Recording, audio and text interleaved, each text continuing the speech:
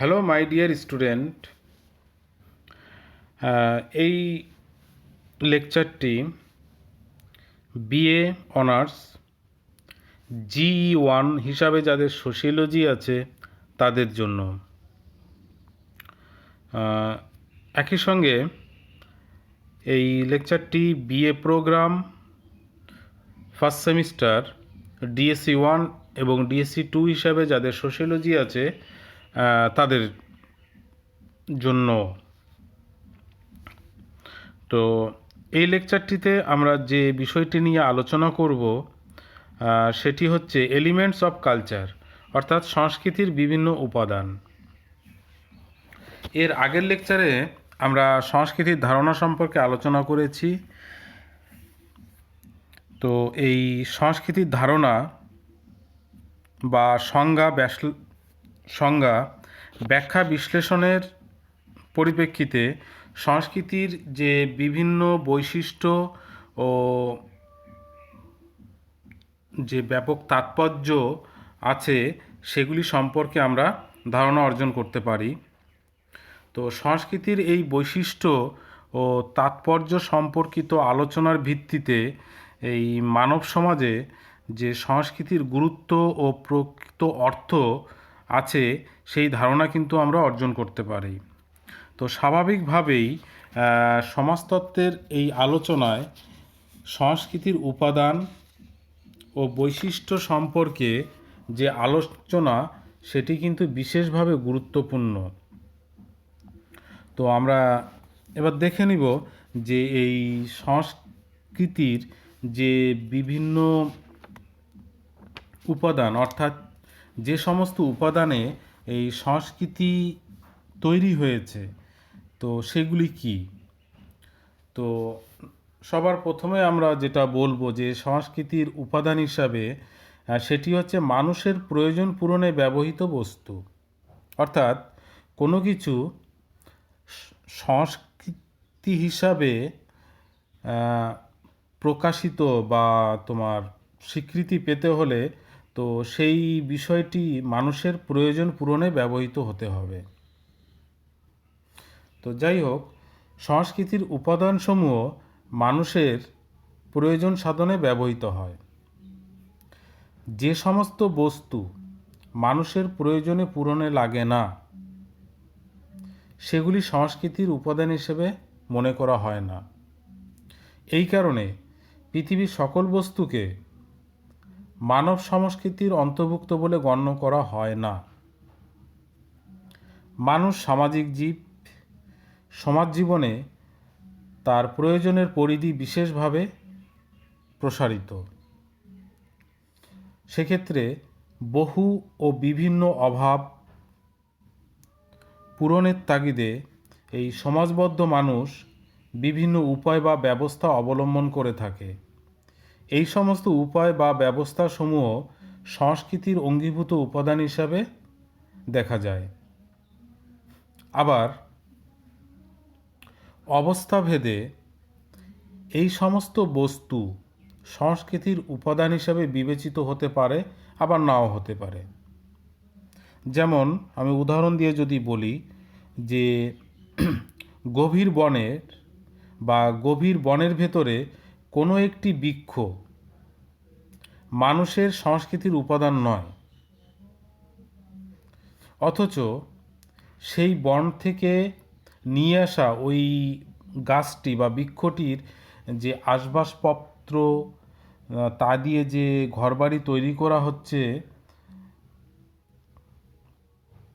বা সেই গাছটিকে মানুষ ঘরবাড়ি, আসবাবপত্র ইত্যাদির জন্য ব্যবহার করছে, তখন কিন্তু তা সংস্কৃতির উপাদান হিসেবে পরিণত হয়।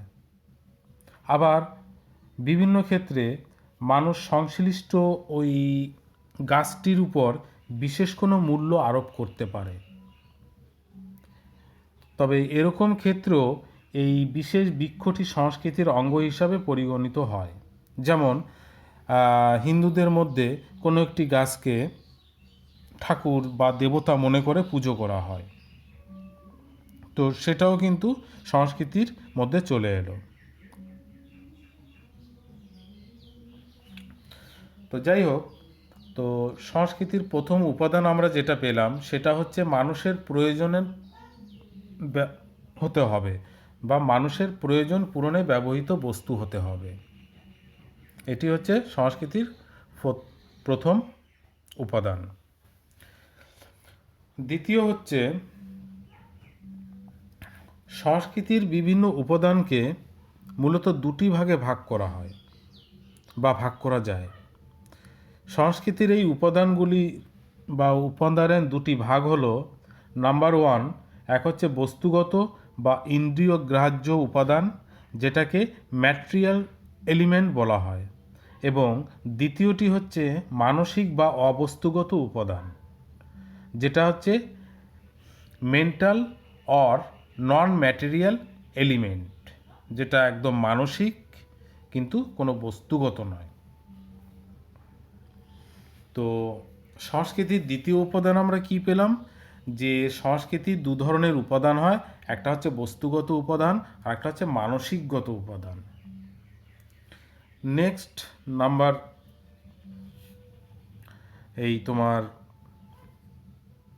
এই বস্তুগত এবং অবস্তুগত উপাদান সম্পর্কে একটু বিস্তারিত আলোচনা করলে বিষয়টি ভালো বোঝা যাবে।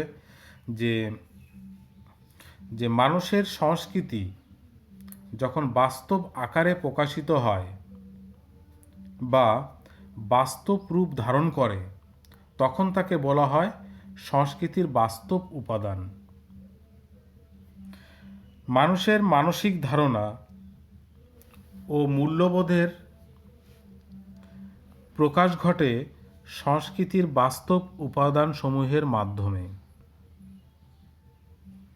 সংস্কৃতির এই বাস্তব উপাদানগুলিকে বলা হয় অপ্রতীকী উপাদান। সমাজবদ্ধ মানুষ তার নিজের জ্ঞান ও বিচার বুদ্ধি এবং কর্মকুশলতার ভিত্তিতে বিভিন্ন বস্তু উৎপাদন করে। এই সমস্ত বস্তুর মধ্যে আবার কতগুলির উপর স্বতন্ত্র দৃষ্টিভঙ্গির পরিপ্রেক্ষিতে বিশেষ মূল্যবান বা ভ্যালু বা আদর্শ আরোপ করা হয়। এই সমস্ত আদর্শমণ্ডিত বা মূল্যবোধযুক্ত ব্যবহৃত সংস্কৃতির দত্তক বলে পরিগণিত হয়। এক্ষেত্রে উদাহরণ হিসেবে যদি বলি, যে হিন্দুদের যে মঠ মন্দির উপন্যাস, তারপরে স্কুল কলেজ প্রভৃতি যে বিল্ডিং বা ইমারতগুলি আছে, এগুলির কথা বলা যেতে পারে। কারণ মানুষ নিজেদের কর্মকুশলতার দ্বারা এগুলি গড়ে তুলেছে। এই সমস্ত ঘরবাড়ি কেবল ইট পাথর চুন সুরকি বা সিমেন্ট বালির সংমিশ্রণে নয়, স্বতন্ত্র দৃষ্টিভঙ্গি বা মূল্যবোধ অনুযায়ী মানুষ এগুলির উপর মূল্যবান বা আদর্শ আরোপ করে থাকে। এই সমস্ত ব্যবহৃত তাৎপর্যপূর্ণ, তাই স্বাভাবিকভাবেই যে এই সমস্ত বস্তু বিশেষ সংস্কৃতির পরিচয় বহন করে এবং এগুলি হলো তোমার সংস্কৃতির বহিরঙ্গ। কারণ আমরা একটা মন্দির দেখে আমরা বুঝতে পারি, আমাদের কেউ বলে না যে এটি মন্দির, আর মন্দির মানে হচ্ছে হিন্দুদের ধর্মীয় স্থান। তো এটাই হচ্ছে কালচার বা সংস্কৃতির বহিঃপ্রকাশ। একটা বস্তুগত বিষয় আছে কিন্তু তার বহিঃপ্রকাশটা আমরা বুঝে যাই। আর পরে হচ্ছে অবস্তুগত সম্পর্কে যদি বলি, যে মানুষের যে সমাজ সংস্কৃতিকে প্রতীকমূলক উপাদানসমূহের ভূমিকা যে থাকে সেটি বিশেষ গুরুত্বপূর্ণ। যেটা প্রতীক, যেমন আমাদের ন্যাশনাল ফ্ল্যাগ, তো সেটাই বলছে যে মানব সংস্কৃতির অন্তর্ভুক্ত কতগুলি উপাদান সমাজস্থ ব্যক্তিবর্গের আদর্শ, বিশ্বাস, ধ্যান ধারণা, আনন্দ, বেদনা প্রভৃতি মানসিক অনুভূতি নির্দেশ করে থাকে। সংস্কৃতির এই সমস্ত উপাদানকে বলা হয় মানসিক বা মেন্টাল বা প্রতীকমূলক সিম্বলিক উপাদান। এক্ষেত্রে উদাহরণ হিসাবে সঙ্গীত, সাহিত্য, নাটক, শিল্প, দর্শন প্রভৃতির কথা বলতে পারি, কারণ এগুলি সমাজবদ্ধ মানুষের সাংস্কৃতিক প্রতীক হিসাবে দেখা হয়। নেক্সট হচ্ছে সংস্কৃতির তৃতীয় বৈশিষ্ট্যটি হচ্ছে উপাদান সমূহের মধ্যে যোগসূত্র। অর্থাৎ এই মানব সংস্কৃতি সৃষ্টি হয় বিভিন্ন মানসিক ও বাস্তব উপাদান বা প্রতীকী ও অপ্রতীকী উপাদানের সংমিশ্রণে। তবে এই সমস্ত উপাদান পরস্পর সম্পর্কিত বা বিচ্ছিন্ন নয়। সংস্কৃতির উপাদানসমূহের মধ্যে এই যোগসূত্রটা দেখা যায়। যে কোনো সমাজের অন্তর্ভুক্ত ব্যক্তিবর্গের চিন্তাভাবনা ও তার কাজকর্মের মধ্যে গভীর সংযোগ সম্পর্ক কিন্তু দেখা যায়, এবং এই সংযোগের পরিপ্রেক্ষিতে প্রত্যেক সমাজের সংস্কৃতির নিজস্ব একটা ধারা দেখা যায়। এই হলো প্রত্যেক সমাজের সংস্কৃতির একটি স্বাতন্ত্র্য। তাই বলা হচ্ছে যে উপাদান সমূহের মধ্যে যোগসূত্র। সংস্কৃতির চতুর্থ উপাদান হচ্ছে যে উপাদানসমূহের মধ্যে একটা সামঞ্জস্যের বিধান দেখা যায়। অর্থাৎ সংস্কৃতির যেমন বিভিন্ন উপাদান থাকে, তেমনি সংশ্লিষ্ট উপাদানসমূহের মধ্যে সামঞ্জস্য সাধনের একটা স্বাভাবিক প্রবণতা থাকে। সকল সমাজ ব্যবস্থাতেই এই প্রবণতাগুলো দেখা যায়। এই প্রবণতার পরিপ্রেক্ষিতে সংস্কৃতির উপাদানসমূহের মধ্যে সাধারণত জীবদেহের বিভিন্ন অংশের তুলনা করা হয়ে থাকে। সকল সমাজেই প্রচলিত আচার অনুষ্ঠানের মধ্যে পারস্পরিক সামঞ্জস্য বা সঙ্গতি, যে ধারা বা সঙ্গতিগুলো থাকে সেগুলি দেখা যায়। অনেক সময় এই সংস্কৃতির কোনো একটি বা কয়েকটি উপাদানের পরিবর্তন ঘটে এবং তার প্রভাব অন্যান্য উপাদানের উপর পড়ে। তখন পুনরায় সংস্কৃতির সেই উপাদানসমূহের মধ্যে যে একটা সামঞ্জস্যর প্রয়োজন, সেই সামঞ্জস্যের প্রয়োজনীয়তা দেখা যায়।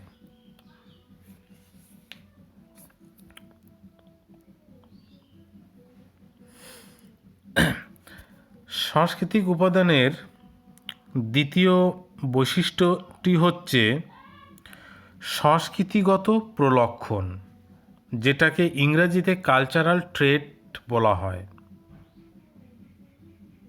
অর্থাৎ মানব সমাজে বিভিন্ন সংস্কৃতিগত প্রলক্ষণ দেখা যায়। সমাজস্থ ব্যক্তিবর্গের বিভিন্ন প্রয়োজন থাকে। এই সমস্ত প্রয়োজন পূরণ করার জন্য বা পূরণ করার তাগিদে সৃষ্টি হয় সংস্কৃতির প্রলক্ষণ সমূহের। তো এই বিষয়টি একটি উদাহরণ দিয়ে আলোচনা করলে ভালো বোঝা যাবে যে মানুষের খাদ্যের প্রয়োজনকে কেন্দ্র করে সৃষ্টি হয়েছে এই রান্নার বিভিন্ন প্রণালী বা পদ্ধতি। খাদ্যের এই প্রয়োজনের পরিপ্রেক্ষিতে এই সমস্ত প্রলক্ষণ টিকে থাকে এবং থাকবে, কারণ খাবার প্রয়োজন, কিন্তু এই খাবারের প্রয়োজনের পরিপ্রেক্ষিতে বা এটাকে বেস করে তোমার বিভিন্ন প্রকার খাবার দাবার তৈরি হয়েছে। তো এটিকে আমরা মার্ক্সের থিওরির সঙ্গে উল্লেখ করতে পারি, যে মার্ক্স যখন কালচার সম্পর্কে আলোচনা করেছেন তখন কিন্তু এই কালচারাল ট্রেটের ধারণাটি চলে আসবে, কারণ মার্ক্স তার যে ধারণাটি দিয়েছে সেখানে তিনি একটা স্ট্রাকচার তৈরি করেছেন এবং সেই স্ট্রাকচারকে বেস করে বিভিন্ন উপাদানগুলো তৈরি হচ্ছে তার উল্লেখ করেছেন। তো সেরকমই এই একটি প্রলক্ষণকে কেন্দ্র করেই কিন্তু সমাজের অন্যান্য আরও আনুষঙ্গিক যে সংস্কৃতিগুলো আছে সেগুলো কিন্তু গড়ে উঠেছে। সংস্কৃতির দ্বিতীয় উপাদানটি হচ্ছে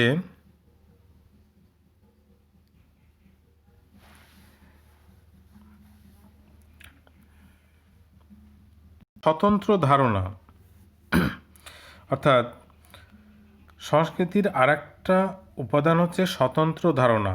কারণ সকল সমাজ ব্যবস্থাতেই সংস্কৃতির একটি স্বতন্ত্র ধারণা দেখা যায়। অতীত থেকে বর্তমান হয়ে এই ধারা ভবিষ্যতের দিকে প্রবাহিত হয়ে থাকে। যেমন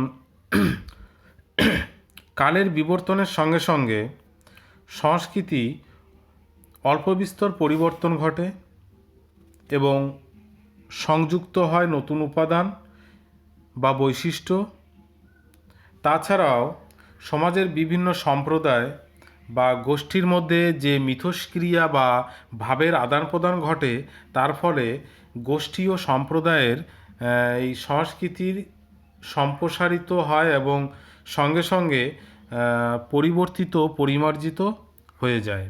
তো সেই কারণে এখানে আমরা এটা বলতে পারি যে সংস্কৃতির একটি স্বতন্ত্র ধারা আছে।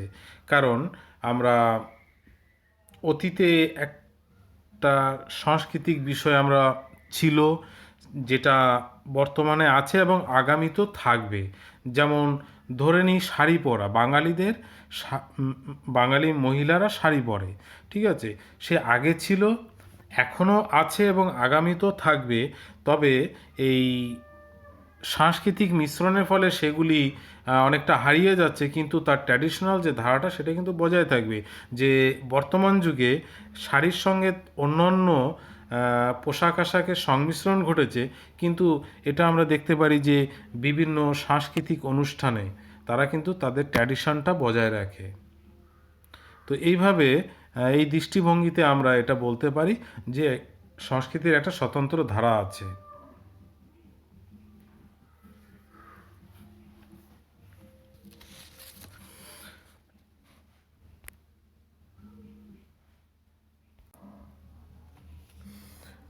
সংস্কৃতির পরের বৈশিষ্ট্যটি হচ্ছে সংস্কৃতি হলো আদর্শগত বিষয়। সংস্কৃতি হলো একটি গোষ্ঠীর আচার আচরণের আদর্শ, পন্থা পদ্ধতি বা রীতিনীতির এক সামগ্রিক রূপ বা প্রকাশ। তো সেই কারণে আমরা বলতে পারি যে সংস্কৃতি হলো আদর্শগত বিষয়। সংস্কৃতি হলো সামাজিক ঐতিহ্যের প্রকাশ, ব্যক্তির ব্যক্তিগত নয়। এটি একটি সংস্কৃতির অন্যতম গুরুত্বপূর্ণ বৈশিষ্ট্য যে গোষ্ঠীর অধিকাংশ সদস্যই কিন্তু সংস্কৃতির অংশীদার। সংস্কৃতি হলো এক ধরনের সামাজিক ফসল। সুতরাং সংস্কৃতি হলো সামাজিক ঐতিহ্যের প্রকাশ, ব্যক্তির ব্যক্তিগত নয়। সামাজিক গুরুত্ব সংস্কৃতির আরেকটি গুরুত্বপূর্ণ উপাদান। কারণ সংস্কৃতির সামাজিক গুরুত্ব তাৎপর্য কিন্তু অনেক। সংস্কৃতির সঙ্গে সামাজিক কল্যাণের একটা ঘনিষ্ঠ সম্পর্ক দেখা যায়। সংস্কৃতি সম্পন্ন মানুষ সাধারণত সামাজিক দায় দায়িত্বের ব্যাপারে অধিকতর সচেতন থাকেন। আবার সামাজিক সংহতি সংরক্ষণের ক্ষেত্রেও এই সংস্কৃতির একটি ভূমিকা, মানে এটা বিতর্কের ঊর্ধ্বে গিয়েও দেখা যায়। তাছাড়া মানুষের হৃদয়কে সংস্কৃতি বিকশিত করে।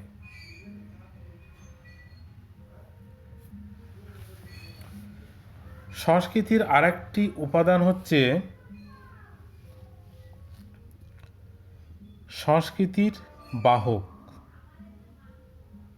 কারণ মানব সংস্কৃতি কোনো স্থিতিশীল বিষয় নয় বা স্থির বিষয় নয়। সংস্কৃতির ধারা হলো একটি প্রবাহমান বিষয়। এই বিষয়ে ইতিমধ্যে আমরা আলোচনা করেছি যে কতগুলি বিশেষ উপাদান সংস্কৃতির প্রবাহকে অব্যাহত রাখে। এই উপাদানগুলিকে বলা হয় সংস্কৃতির বাহক। সমাজ জীবনে এরকম বহু ও বিভিন্ন উপাদান দেখা যায়। তার মধ্যে এই বিভিন্ন বিষয়গুলি বিশেষভাবে উল্লেখযোগ্য। সেগুলি যদি আমি এভাবে বলি যে যে বিষয়গুলি আর কি বিশেষভাবে উল্লেখযোগ্য সেগুলি হচ্ছে প্রথা, ভাষা, সামাজিকীকরণ ইত্যাদি। তো মাই ডিয়ার স্টুডেন্ট, এই লেকচারটিতে আমরা আলোচনা করলাম সংস্কৃতির উপাদানসমূহ নিয়ে, অর্থাৎ সংস্কৃতি কি কি উপাদানে গঠিত সেই উপাদানগুলি নিয়ে আমরা আলোচনা করলাম। এর পরের ক্লাসে আমরা সংস্কৃতির গুরুত্ব নিয়ে আলোচনা করব, অর্থাৎ মানব জীবনে সংস্কৃতির গুরুত্ব কি সেটি নিয়ে আলোচনা করব। তো আজকের আলোচনা এই অবধি। Thank you.